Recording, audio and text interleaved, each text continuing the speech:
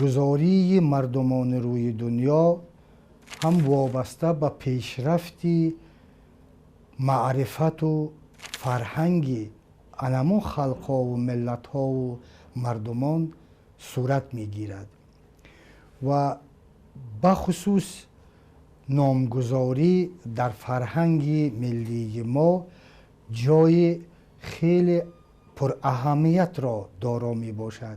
اصالت و رسالت نام و نامگذاری میان هر قوم ملت ها از قدیم الایام رایج است و نام و نامگذاری در ملت ما، در خلق ما، در مردمان ما از قدیم الایام معرفی کننده گویم هستی ملت ما هست. در برابر رشد و پیشرفت فرهنگ ملی و دستاوردهای بی‌نظیر دوران صاحب استقلالی کشور، همچنین در جامعه ما پدیده‌های ظهور می‌کنند که باعث تشویش و اضطراب هستند و به ارزش‌های ملی ما خطر ایجاد می‌سازند.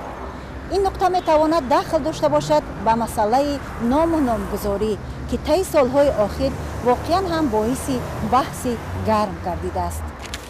بحث اطراف نام و نامگذاری اساساً سر موضوع تاجیکی بودن آن و یا کتابی بودنش صورت می‌گیرد.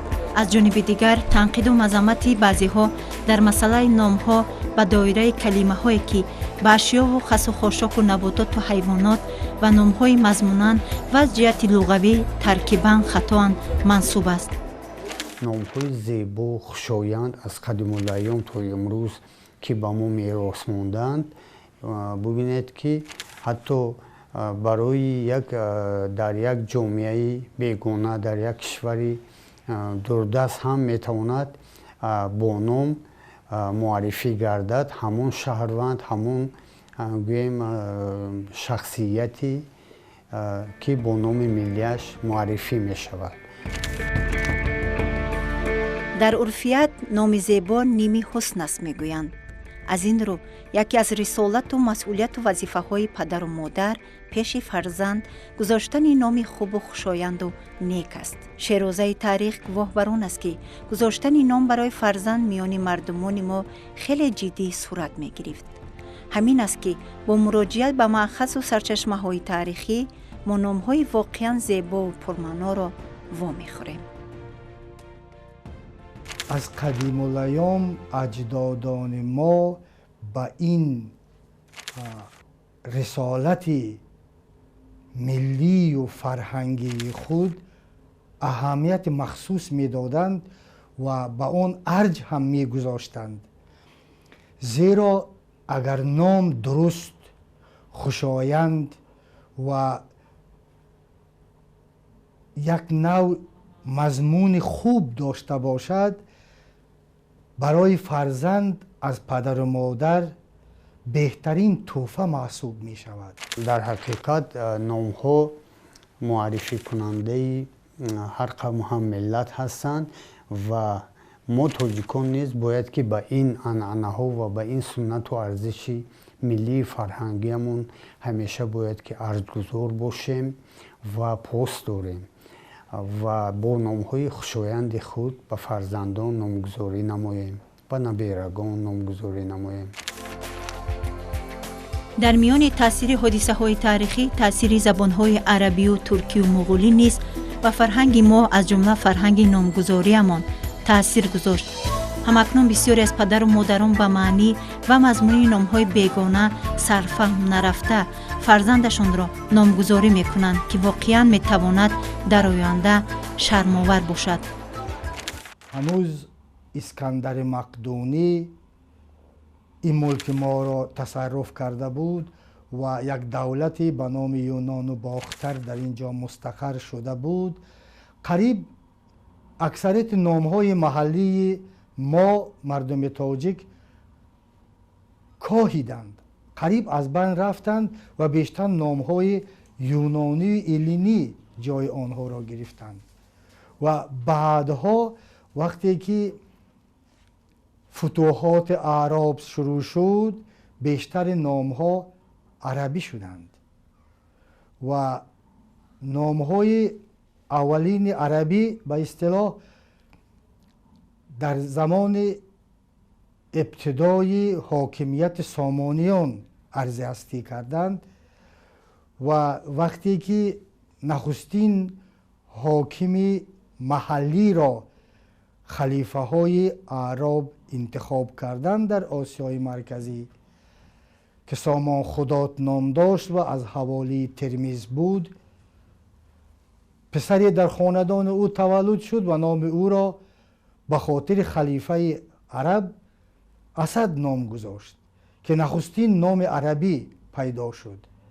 پس از سردر آوردن اهل ترک یا ترکان به خاک تاجیکان به نامها بعضی نامهای ترکی وارد شدند و به قسمی از نامهای پیشتر عربی پسوندهای ترکی علاوه شدند.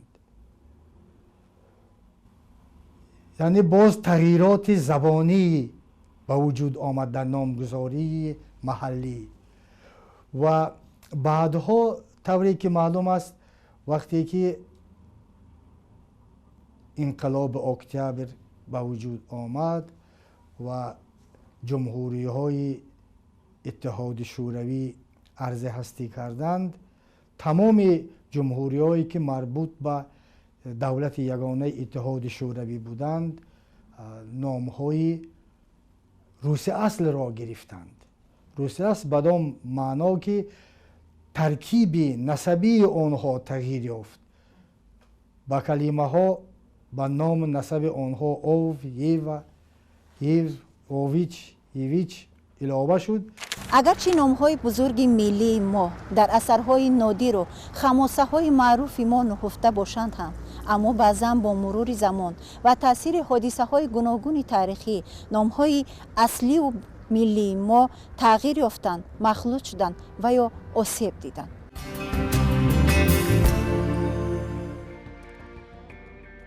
چی در گذشته و چی امروز آدمون بعضاً در گذاشتن نام به خرافات پرستی راه می دهند. همین است که میانی نام ها افاده کننده نام اشیا، حیوانات و رستنی را زیاد وامی خوریم. بعضی نام های خوشایند است و بعضی نام های ناپسند. سبب عرض هستی نمودن چنین نام ها یا که ورود شدن چنین نام های ناپسند هم یک تقاضای تاریخی بود، یک تقاضای یا که ضرورت اجتماعی بود، نه از نافهمی مردم. ببینید که در عائله هایی که یا که در خاندانی که بسیار وقتا آنها فرزندان خودشان را از دست می دادند، آنها به فتیشیزم رو می آوردند. یعنی که آنها از نام اصلی فرزند خودشان گریز می کردند، آن را مخفی نگاه می داشتند تا که قوه های اهریمنی از آن بیخبر مانند و به فرزند آنها زیانی نرسانند. به همین خاطر مردم بیچاره رو آوردند به نام های کلوخ، سنگ. دو نام می گذاشتند، یکی نام اصلی و دیگری نام جعلی، یعنی که همین نامی که قوه های اهریمنی را، دیو و پری و اجنه و اینها را از اون خاندان دور میکرد که در اینجا فرزندی به دنیا نآمده است، یعنی پنهان میکردن اونها را. و بعدتر گویا که بغیر همین فتیشیزم باز توتمیزم هم رو آورده بود که بسیاری ها به دو اندیشه، به دو مقصد، به دو منظور این نام ها را میگذاشتند. اولش این که گرفتیم گذاشتن نام شیر یا که گرگ برای فرزند خودش، منظور آنها اولا رهگم زدن این قوه های فوق الطبیعه بدی است.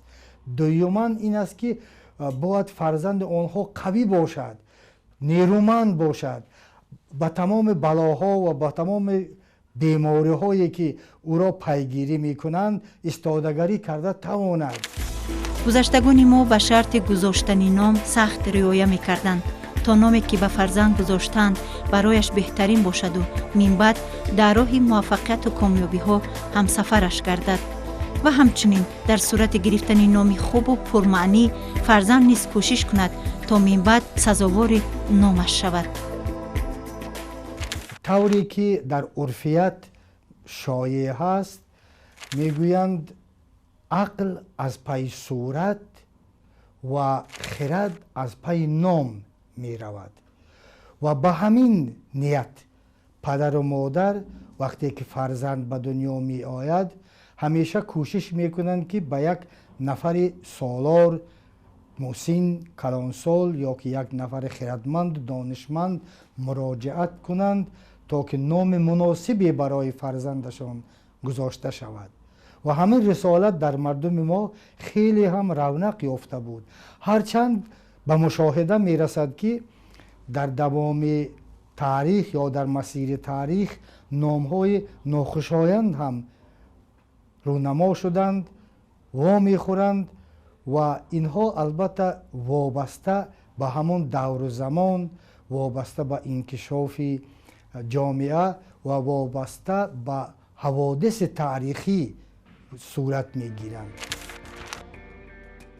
باعث نگرانی است که امروز نیز نگاه نکرده به دسترس بودن ادبیات و امکانات اطلاعاتی بعضی‌ها به بیگانه پرستی راه دادند.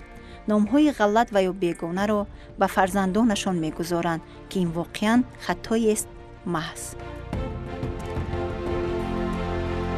من فکر میکنم که این یک پدیده نامطلوب است، زیرا که ما همیشه یک فرزند تاجیک را با نامش میشناسند و اگر یک نفر معلوم و مشهور آینده شود هم از یا در علم یا در ورزش یا در یگان ساحه دیگری زندگی و بیرون از تاجیکستان معروف شود، اگر نامش تاجیکی نباشد همیشه زیر سوال می رود که این کی باشد، ملتش کیست، از کجاست و همیشه نام شخص این پدیده اجتماعی آن همون شخص است.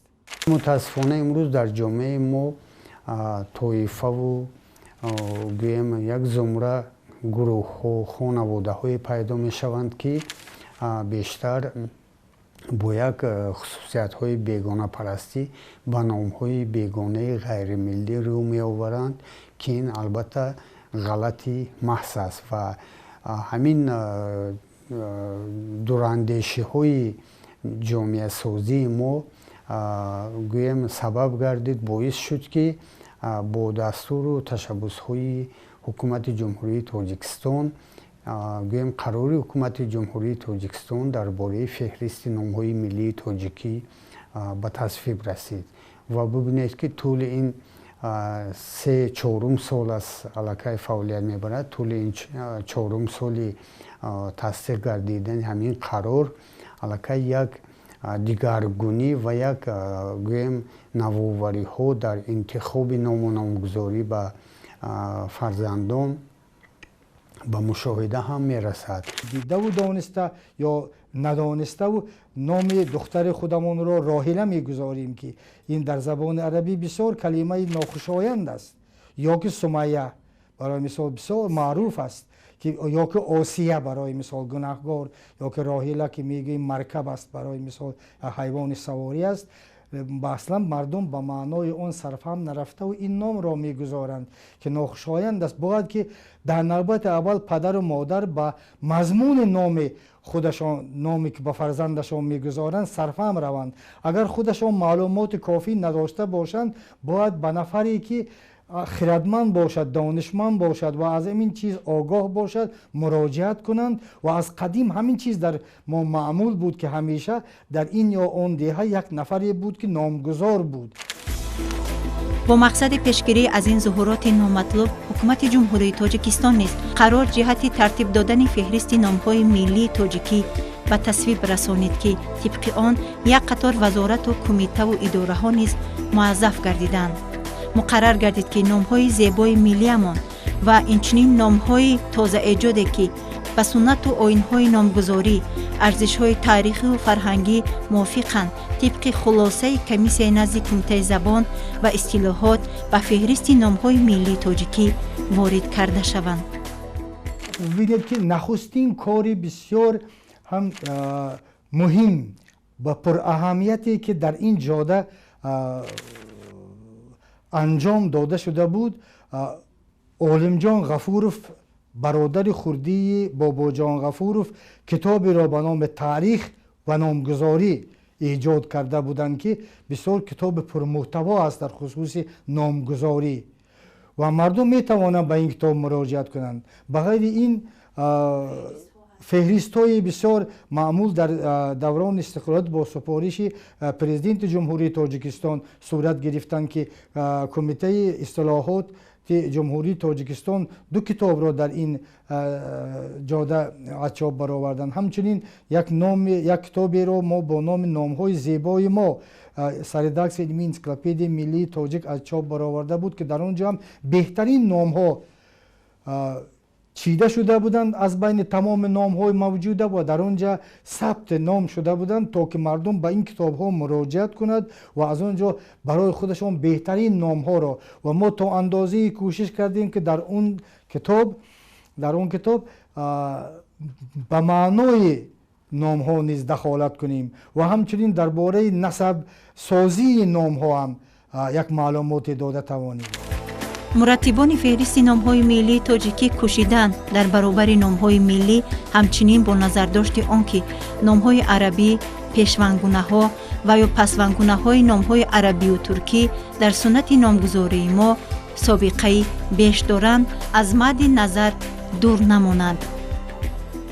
нашри фарҳанги номҳои миллии тоҷикӣ дар ду ҷилд, яъне тафсиру шарҳи номҳои тоҷикии духтарона ва тафсиру шарҳи номҳои тоҷикии писарона, яъне дар ду ҷилд таҳия гардидани ҳамин фарҳанг, ин боиси хушбахтӣ ҳам ҳаст, сарфарозӣ ҳам ҳаст ки имрӯз акнун ҳар як хонавода барои дар номгузорӣ номи хушояндро интихоб кардан дурусттар маънобу номи интихоб намудааш сарфа меравад. Яъне ин 3-4 ҳазор номе ки дар феҳристи номҳои миллии тоҷикӣ имрӯз нишон дода шудаасту гӯем дар қолаби забони адабии меъёр корбурд мешавад, ин шаҳодат аз он медиҳад ки дар ҳақиқат дар муқоиса бо дигар халқу қавмҳову миллатҳо хеле номҳои фаровон доштаем ва дар ҷомеаи мо, дар миллати мо номҳо хеле зиёд ҳастанд. бо иллати ноогоҳӣ аз таърихи номгузорӣ ва нодонистани моҳияту аҳамияти иҷтимоии он баъзан ба ин масъала ҳам падару модарон ва ҳам шуъбаҳои сабти асноди ҳолати шаҳрвандӣ ва баъзан дар бархе аз идораву муассисаҳо сатҳӣ назар меандозанд ва баъзан хатоҳое низ мегузарад ки соҳиби ном аз кӣ домангир буданашро низ намедонад. дар гӯем мақомотҳо бахусус дар бахшҳои сабти асноди ҳолати шаҳрвандӣ ҳанӯз ҳам ва бо як муносибати хунукназарона ба ҳамин қарор фаъолият мебаранд ки ин албатта бемиҷозот намемонад ва номҳои бегонаро на ин ки номгузорӣ мекунанд, ҳатто дар насабнависӣ ҳам ҳанӯз ба насабнависиҳои ғайри тоҷикӣ бештар таваҷҷӯҳ зоҳир мекунанд ки ин аллакай худ як қонуншиканӣ ҳаст ва бояд ки имрӯз мо анамун тибқи муқаррароти қонуни ҷумҳурии Тоҷикистон дар бораи ба қайдгирии давлатии асноди ҳолати шаҳрвандӣ ба кӯдакон тибқи суннату арзишҳои миллӣ, яъне гӯем дар асоси анъанаҳои миллӣ номгузорӣ ва насабгузории кӯдакро дуруст бароҳмонем ва ҷиддӣ ба он муносибат кунем. албатта номгузорӣ дар таърих низоми нонавиштаеро касб кардааст ки баъзан ба низоми ягон забон итоат намекунад, яъне номҳо баъзан аз асолати худ хеле дур мемонанду мондаанд. аммо масъулияти падару модар аст то огоҳ бошанд. вазифаи идораҳои дахлдор аст то ин норавониҳоро пешгирӣ кунанд, то минбаъд номҳои қадимаи миллии мо эҳёву побарҷо бошанд.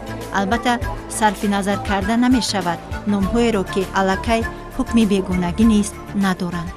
бояд тавре номгузорӣ кунем ва насабгузорӣ кунем ки ба ҳамон шкала ё ки ба ҳамон зинаҳои ном талаботи байналмилалӣ бояд ки мувофиқат бошанд ва мо маҷбур ҳастем ки аз он доира ҳам пой берун нагузорем. Инам як мушкилӣ ҳаст.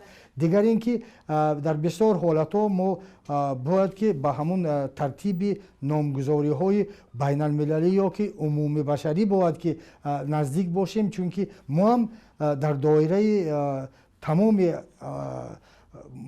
иҷтимоиёти байналхалқӣ бояд ки мавҷудияти худамонро нигоҳ дошта тавонем. барои ҳамин ҳам мо наметавонем ки сирф номҳои мо дар доираи миллати мо бояд ки гашту гузор кунанд, балки бояд ки дар берун ҳам шинохта шаванд. ба ҳамин хотир мо баъзе маҳдудиятҳоро аз ҳамин номи сифри миллии худамон бардоштем. алҳол дар ҷаҳон донишмандон ба омӯзиши номҳо ҷиддӣ даст мезананд. ин фан аномастика ном дорад. дар омӯзиши он муҳаққиқон аз ҷумла муаррихон, мардумшиносон, ҷуғрофидонҳо, забондонон ширкат меварзанд. донишмандон ба хулосае омаданд ки номҳо қисмати ҷудонашавандаи соҳибони ҳамин таъриху забону фарҳанганд ки ба воситаи онҳо таърихи мазкуншавӣ, ҳудуд ва рушди онро ошкор мекунанд. مثلا حبیب شریف اگر ما بگوییم اگر و اون در شناسنامه هم ثبت شود اگر نام این شخص حبیب می شود، نه با بندک اضافی ای طوری که میگوییم، بلکه با بندک عادی می شود که غلط است. این حبیب می نویسند در این کتاب چیزهای خارجی، یا که با دو نام فقط تنها نام خودش و نام پدرش ثبت می شود، لیکن همیشه طلب می شود که باید نام خانوادگیش هم باید که حتمی باشد. برای همین همیشه نام شخص باشد، نام پدرش باشد و نام خانوادگیش هم باید که باشد که این بهترین برای مثال پدیده می شود. و در نامگذاری تاجیکی باید که همین سه نام پای هم بیایند و همون نام خانوادگی هرگز باید که از بین برده نشود. امروز تنها در اساس سنت و ارزش‌های ملی و در اساس مقررات قانونی مذکور ما در دایره انمون پسوندهای عنعنوی تاجیکیمون، یعنی پسوندهای زود، زودانی یا ایون استفاده بریم و نسبگذاری نماییم. چونکه اینجا ما باید یک غروری ملی خود، بیداری، خودشناسی خود را نشان دهیم تا اینکه ما از قدیم الایام دارای نسب ملی خود بودیم. سیر تاریخی نام‌های ملی ما نشان می‌دهد که انتخاب نام میان مردم ما تصادفی نبوده، بلکه ریشه عمیق در سراب معنی داشت. از این رو امروز ما صاحبان این زبان و این فرهنگ و این تاریخ و تمدن و اصالت رو می‌باید تا در این مسئله سهلنگار نباشیم که فردا پیش تاریخ خطای پیش نآوریم.